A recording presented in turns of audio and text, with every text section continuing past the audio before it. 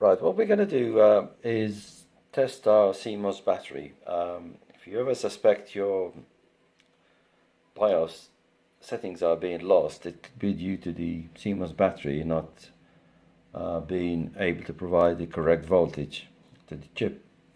So, as you can see, the BIOS battery here is this unit here. It's a CR2032 3-volt battery. So what we can do without taking the battery out is go to the CMOS jumper here in this case and put the probes on the voltage meter to test the battery.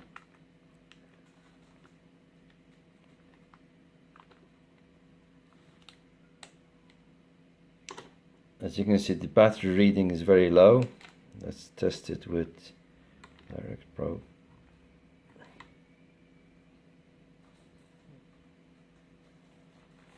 So it's reading 2.2 volts. And that should be 3-volt battery. So what we can do is remove the battery. It's very easy to do. You just push the clip there and it should pop up.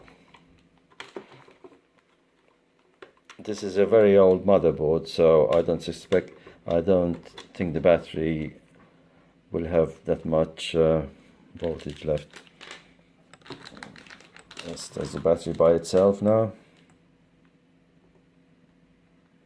2.6 volts. So it's a little bit low.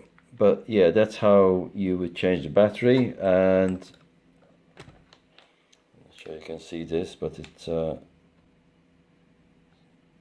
CR2032.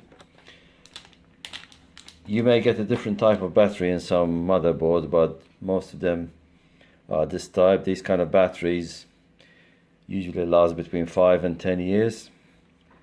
And they're easy to replace. So all you do is just pop it in there like that and press it down. There you go. Before you do any of this, make sure you have a backup of your BIOS and also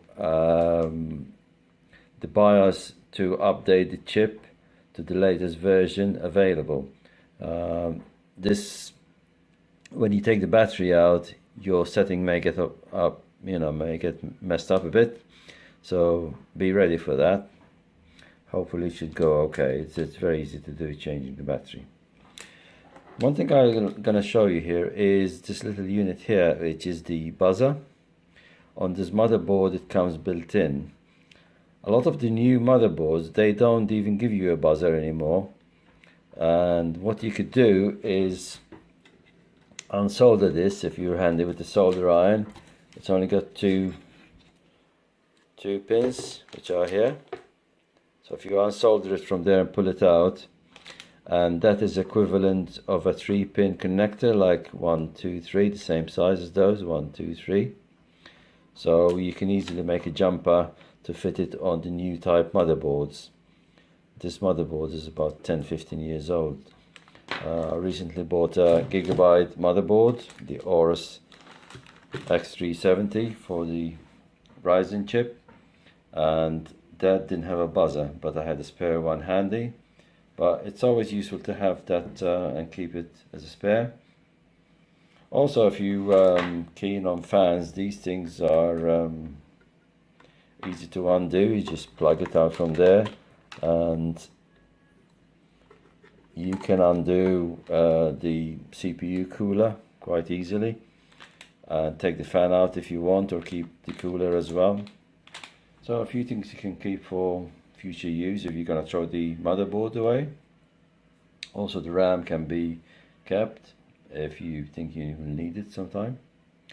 But there you go. So that's basically how to change the CMOS chip, CMOS battery, which supplies voltage to the chip.